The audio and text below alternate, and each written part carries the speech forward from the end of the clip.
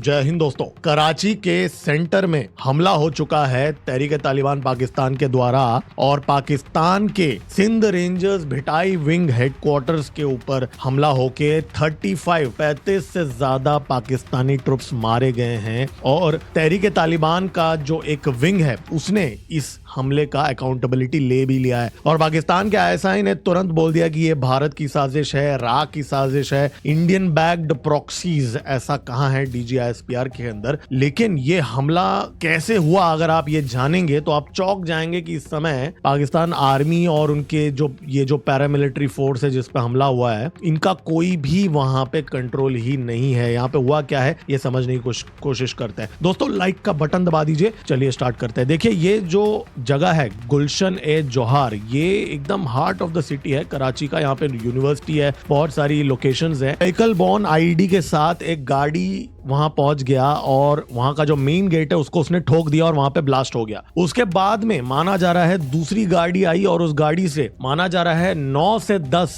तहरीक-ए-तालिबान पाकिस्तान के जो फाइटर्स हैं वो उतर गए वहां पे। वो वहां पे उतर के फिर उन्होंने फायरिंग शुरू कर दिया और फिर देखिए पहली बात तो ये ब्लास्ट में ही कुछ पाकिस्तानी वहां पे रेंजर्स मारे गए और फिर उसके बाद में तुरंत ये लोग उतर गए और पीछे से वो फायरिंग करने लगे और वो सीधा वहां पे अंदर घुस गए। जी हाँ, अंदर घुस गए और वहां पे जो पार्किंग लॉट था, पार्किंग लॉट में भी जाके वो ग्रेनेड्स फेंकने लगे। पूरे वीडियोस वायरल हो रहे थे कल रात से ही इनफैक्ट सोशल मीडिया के अंदर। और जो एरिया है जहां पे ये हमला हुआ वहां पे पूरे लोकेशन के अंदर पावर कट हो गया और ये ब्लास्ट का इंटेंसिटी इतना हाई था कि जो ऑलमोस्ट 2-2 किलोमीटर दूर तक घरों के कांच भी टूट गए थे। तो इस लेवल का ये ब्लास्ट था और उसके बाद में वहां लोकल ग्रेनेड्स भी फेंके उन्होंने। बहुत सारे पाकिस्तान के जो सिंध रेंजर्स के गाड़ियों को भी बर्बाद कर दिया। फिर ऑलमोस्ट 1.5 घंटे तक 90 मिनट्स तक माना जा रहा है, 90 मिनट्स टू 2 आवर्स तक ये गन फाइट चला वहां पे। और उस गन फाइट में अब पाकिस्तानी आर्मी का दावा है कि जी उनके जो लोकल एडमिनिस्ट्रेशन का दावा है कि जी 4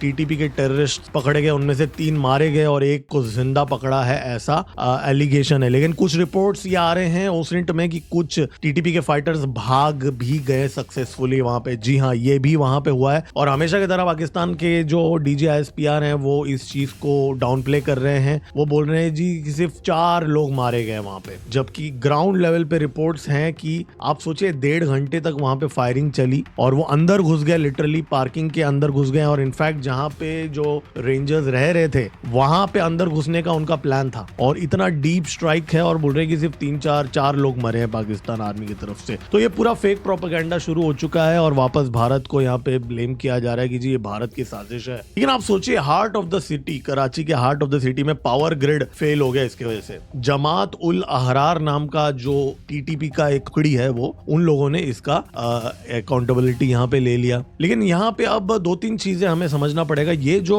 भिटाई विंग जो है सिंध रेंजर्स का, ये मिनिस्ट्री ऑफ इंटीरियर को रिपोर्ट करता है जो मोहसिन नकवी चलाता है। ये डायरेक्ट पाकिस्तानी आर्मी को रिपोर्ट नहीं करता। हालांकि पाकिस्तान आर्मी का एक डीजी लेवल का एक कमांडर जो है वो इसको लीड करता है। तो आर्मी के छत्र छाया में 5 कोर इससे मात्र 15 किलोमीटर दूर है ये लोकेशन से, तो वहां से ही इसकी कंट्रोल चलती है। लेकिन ये एक इंडिपेंडेंट पैरामिलिट्री फोर्स है और ये वही फोर्स है दोस्तों, अगर आप लोगों ने हिंदी फिल्म देखी है, धुरंधर फिल्म देखी है, तो उसमें जैसे लियारी के गैंग्स वगैरह दिखाए गए थे, कैसे वो चौधरी असलम उस मूवी में दिखाया गया था कि कैसे वो वहां पे गैंग्स को कंट्रोल कर रहा था। तो यही सिंध रेंजर्स भिटाई विंग के भी लोगों ने वहां पे उस टाइम पे फाइटिंग किया था। तो ये मेरा कहने का पॉइंट ये है कि ये लोग काफी इन्फ्लुएंशियल फोर्स है वहां की लोकल सिक्योरिटी के लिए। और इनफैक्ट बलोचिस्तान के अंदर भी ये अपने इंटेलिजेंस ऑपरेशंस करते हैं बलोचिस्तान बॉर्डर के पास में। और कराची देखिए, पाकिस्तान का 60% फेडरल रेवेन्यू कराची से आता है, फाइनेंशियल कैपिटल है। कराची पोर्ट में इस समय सामान बढ़ चुका है जब से ये ईरान कॉन्फ्लिक्ट चल रहा है और कराची से ईरान का अभी लैंड कॉरिडोर भी बन गया है और उस टाइम पे यहाँ पे ये हमला होता है। और देखिए ये जो टीटीपी की जो जमात उल अहरार जो है, ये लोग प्राइमरीली केपीके के अंदर लोकेटेड हैं, खैबर पख्तूनख्वा के अंदर ये लोग लोकेटेड है। वहां से हजारों किलोमीटर दूर अपने घर से ये लोग यहाँ पे आगे आप सोचिए किस लेवल का यहाँ पे। और इससे पहले कोई भी पाकिस्तान के मिलिट्री इंस्टॉलेशन पे कराची में लास्ट कब हमला हुआ था, 2011 में एक हमला हुआ था। बट आप सोचिए 15 साल बाद यहाँ पे ये चीज हो रहा है, पाकिस्तान की छाती पे यहाँ पे हमला किया है और सीधा यहाँ पे एक अफगानी पकड़ा गया है। ऑब्वियस बात है, अब वो बोलने को चाहे कुछ भी बोल ले, भारत की साजिश है, लेकिन पकड़ा तो गया है अफगानी। इनफैक्ट कुछ रिपोर्ट्स के अनुसार 6 टेररिस्ट मारे हैं, ऐसे भी रिपोर्ट्स आ रहे हैं। लेकिन इस समय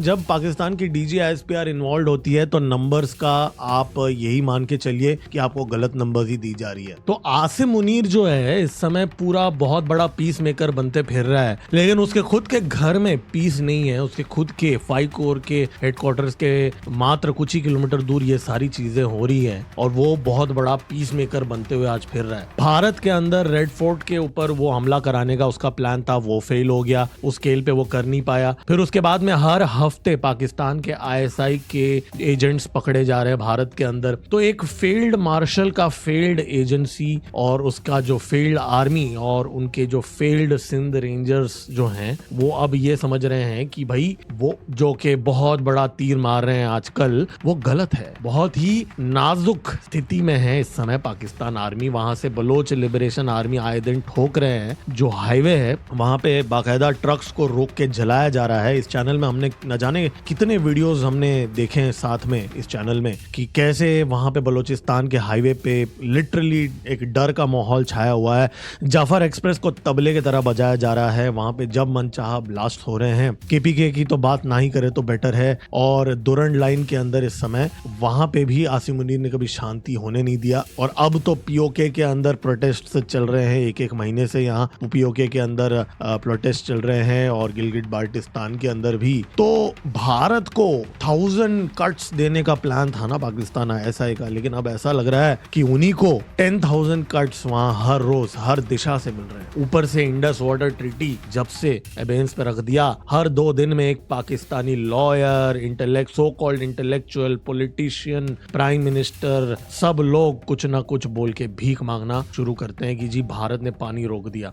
जाके यूरोप और अमेरिका में जाके वो भीख मांगते हैं कि कुछ कीजिए आप। यूनाइटेड नेशन में भीख मांगते हैं कुछ कीजिए। पूरे विश्व को सबको बोलते हैं कि जी हमें बचा लीजिए, भारत ने हमारा पानी बंद कर दिया है, जबकि उनके डॉक्ट्राइन में लिखा हुआ है कि वो एक एक्ट ऑफ वॉर है। तो क्यों नहीं किया शुरू अभी तक पाकिस्तान ने वॉर। खैर ये तो स्थिति है। ये कराची का जो इंसिडेंट हुआ है ये हमें ये दिखाता है कि इस समय पाकिस्तान में कोई भी सेफ नहीं है और यहाँ पे धुरंधर की जरूरत ही नहीं है। उनके अपने लोग जिनको उन्होंने पाला है इतने सालों से, वही उन्हें नहीं छोड़ेंगे। तो दोस्तों लाइक का बटन दबा दीजिए, सब्सक्राइब का बटन दबा दीजिए। तुरंत मिलता है अगले वीडियो में। मेरा नाम है गिरीश और आप देख रहे हैं जियोपॉलिटिक्स। जय हिंद, भारत माता की।